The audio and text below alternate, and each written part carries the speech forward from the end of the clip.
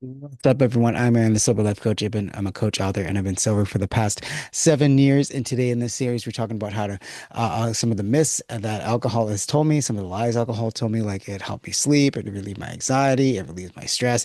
All those are lies, and we're going to be uncovering those today because it's really important to uncover those lies and limiting beliefs to move forward with our alcohol-free lifestyle. So today we're going to be talking about alcohol, how it's the hidden thief, and how alcohol doesn't actually help you sleep. It actually steals your rest, steals your time, steals your energy, and the big lie is alcohol helps me relax, helps me sleep, right? But it knocks me out. So I must be having a better sleep. Those kinds of things are the kind of thoughts that rolled around my head too when I was continued to drink. That just because I was sleeping, just because I was passed out, that I was having a good sleep and it was a restful sleep, but it wasn't. I know that for a fact because when woke up, I woke up groggy, full of shame, regret, anxiety. I thought it was just the alcohol, but it was actually part of being sleep deprived as well. So those are some of the things that we're going to be talking about today. So, what really happens when you pass out? Well, number one, sedation doesn't equal deep sleep, right? Sedation and deep sleep are different things. Number two, your REM cycles get disrupted, and number three, your cortisol spikes overnight. So those three things are three of the kind of things that are not giving you restful sleep, not helping with your energy, not helping with the fogginess that alcohol causes as well. So those things kind of combined can make you have, not so much of a good morning routine, waking up foggy and groggy and those kinds of things. So sedation does not equal deep sleep. REM cycles get disrupted and your cortisol spikes overnight. So uh, sedation is passing out, right? Passing out means you blacked out, you passed out. And what alcohol actually does is it does to your central nervous system. It's a depressant and essentially shutting down your brain activity. You're not entering natural sleep. You're becoming sedated instead of sleeping. There's a difference. When you sleep, you go into REM, which is restful state of your body, which, it's healing and it detoxifies your brain and all this stuff. But when you pass out, you're just sedating yourself, right? You skip or drastically shorten your REM sleep, the stage where your memory, learning, and emotional regulation happens. So that's kind of why you're feeling maybe a little bit out of control. Your emotions are all over the place. I didn't know this as well, but as I learned this, I was like, wow, that's actually kind of crazy. Your hormones and cortisol get out of whack as well, and those spike during the night, leaving you anxious, restless, or with anxiety in the morning. Anxiety is that anxiety you get in the morning that's caused by not having enough sleep. Your recovery is also affected. Your body is in toxic cleanup mode, processing ethanol, not repair mode, and muscles and hormones and the immune system don't get the reset they need. So your body's trying to get all this alcohol out of your system, and it's processing the ethanol and the poison that you put in your body. It's not repairing your muscles, not repairing your hormones, not repairing your immune system, and we need all those things as we sleep to get to move into a better life, right? So, and you also, when you lose consciousness, but you wake up feeling unrefreshed, foggy, and more likely to crave alcohol again, right? So you wake up with this foggy feeling. You don't feel refreshed. You feel like you crave alcohol. Those kinds of things are probably because you're not getting enough sleep as well. It's part of the equation when it comes to alcohol. So when you say alcohol gives me a better sleep, you're actually sedating yourself. You're not actually getting a proper sleep. So now, we have alcohol, right? And it's not giving us good sleep. But what does natural sleep without alcohol look like? Well, it's a rhythmic cycle through stages of non-REM, deep restorative sleep, and REM, dreaming and mental processing.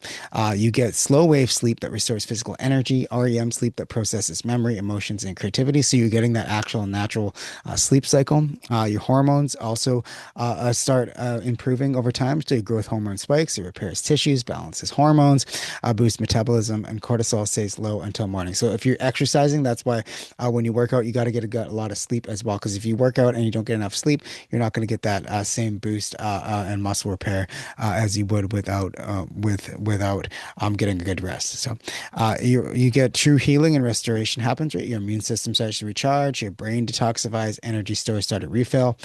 You wake up refreshed, clear-headed, with more focus and willpower for the day ahead. So those are kind of the things with natural sleep, right? So you're getting into that REM, you're getting better brain activity, you're getting that deep restorative sleep, you're balancing your hormones, you're repairing your tissues, boosting your metabolism. All those things happen with a good sleep, natural sleep. But when you get alcohol involved in it, you're not actually sleeping, you're just sedating yourself and you're not going through these cycles that your body needs to repair itself. So that's kind of crazy, isn't it?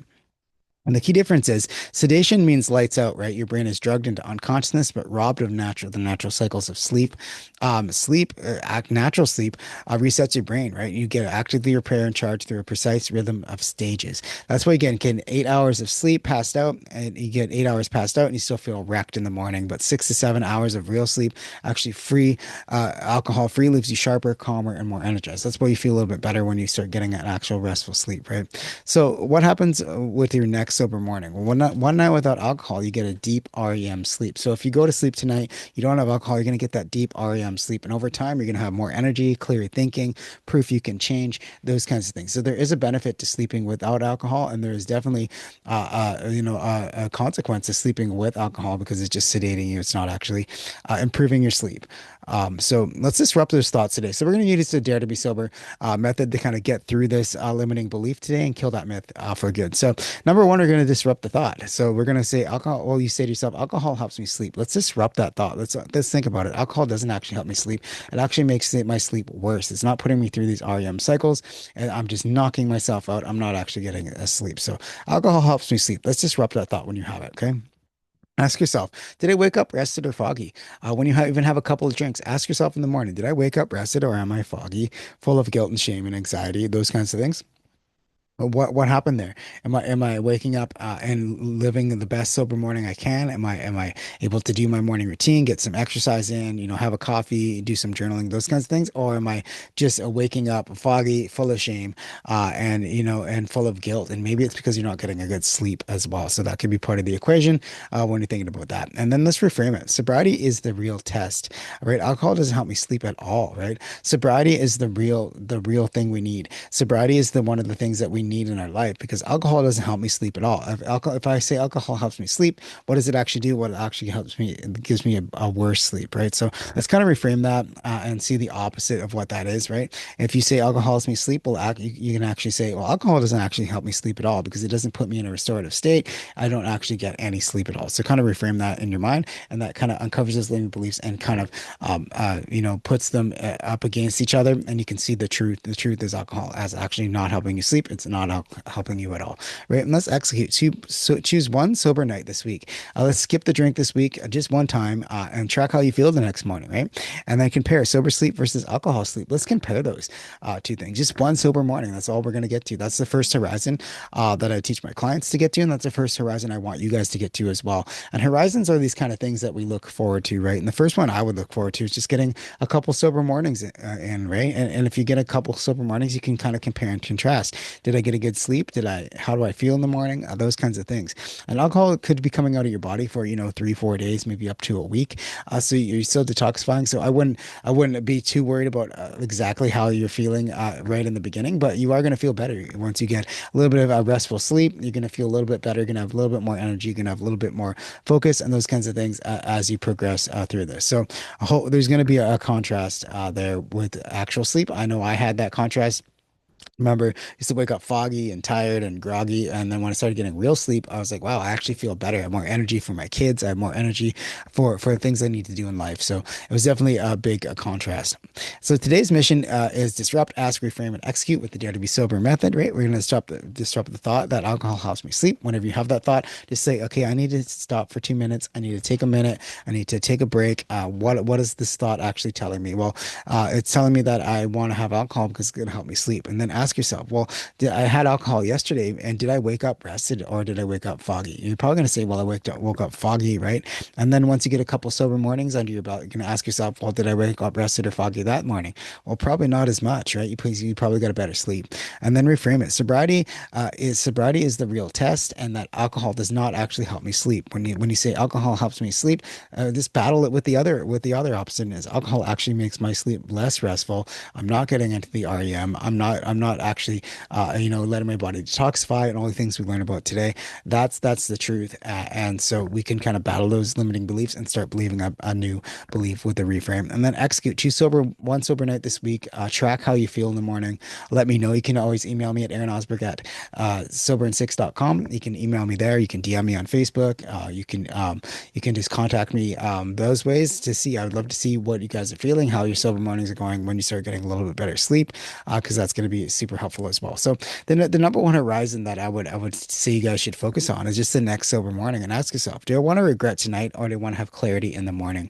And you can play the tape forward. If I have a drink tonight, what's it going to look like tomorrow? Am I going to wake up rested and ready for the day? Am I going to wake up foggy, full of shame, guilt, anxiety, those kinds of things? And if the answer is I'm going to wake up foggy, shame, those kinds of things, what's it going to look like if I don't have that drink? What am I going to have? I'm going to probably have energy and clarity and passion and be able to play with my kids. Those kinds of things are the things you want to focus on for your first sober horizon, which is just one sober morning. Your next sober morning tomorrow. We'll take it one day at a time, and you can have that next sober morning and look forward to that and play that tape forward to kind of see what it looks like because it's super super helpful to kind of have that vision of what it's going to be like tomorrow with the consequence of drinking and also the consequence of not drinking because we want to focus on the good things, the benefits, the things that are moving us forward, right? So when in doubt, you want to dare, right? Disrupt, ask, reframe, execute. Print that, post it, use it because it's going to be your guide for this whole program that we're going through. All my videos, everything is based on this Dare to Be Sober framework. So thank you so much for letting me be your coach, you guide. I hope you learned something today. If you did, let me know. Give me a comment, give me a like, give me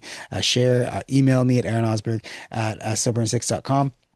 I'd love to hear your stories. And we also have a coaching program. If you want to jump on a sober strategy call with me, that's the first step to applying for the program to see if you were a good fit.